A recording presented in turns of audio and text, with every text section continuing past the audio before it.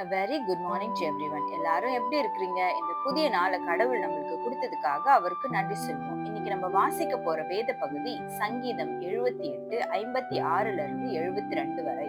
Asaph எழுதின muscle என்னும் போதக சங்கீதம். ஆனாலும் அவர்கள் உன்னதமான தேவனை பரீட்சை பார்த்து அவருக்கு கோபமூட்டி அவருடைய சாட்சிகளை கை கொள்ளாமற் போய் தங்கள் பிதாக்களைப் போல வழி விலகி துரோகம் பண்ணி மோசம் போக்கும் வில்லை போல் துவண்டு தங்கள் மேடைகளினால் அவருக்கு கோபமூட்டி தங்கள் விக்கிரகங்களினால் எரிச்சல் உண்டாக்கினார்கள்.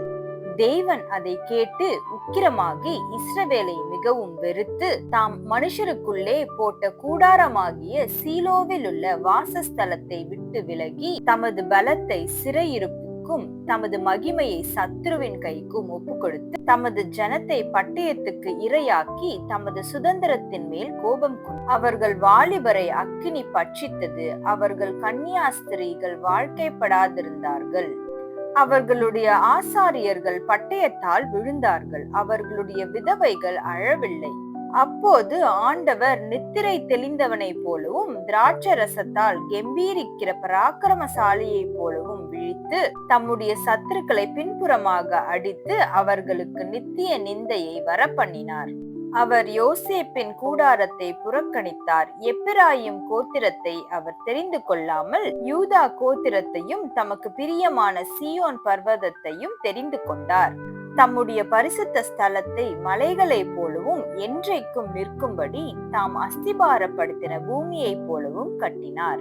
தம்முடைய தாசனாகிய தாவீதை தெரிந்து கொண்டு ஆட்டு தொழுவங்களிலிருந்து அவனை எடுத்தார். கரவல் ஆடுகளின் பின்னாக திரிந்த அவனை தம்முடைய ஜனமாகிய யாக்கோபையும் தம்முடைய சுதந்திரமாகிய இஸ்ரவேலையும் மேய்ப்பதற்காக அழைத்து கொண்டு வந்தார்.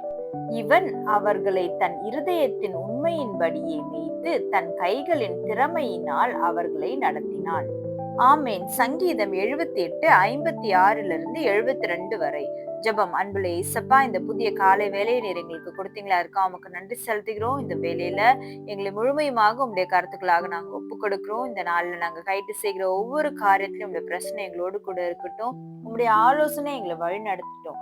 நாங்க போகையிலும் வருகையிலும் உங்களுடைய பிரசன்னம், உங்களுடைய சமூகம் எங்களுக்கு முன்பாக செல்லட்டும். உங்களுடைய பாதுகாவல் எங்களை சுற்றிலும் இருக்கட்டும். நீங்க காத்துக்கொள்ளுங்க, பலப்படுத்துங்க, வழி நடத்துங்க. இயேசுவின் மூலம் ஜெபம் கேட்கிறேன் பிதாவே, ஆமேன். Thank you so much. Have a good day.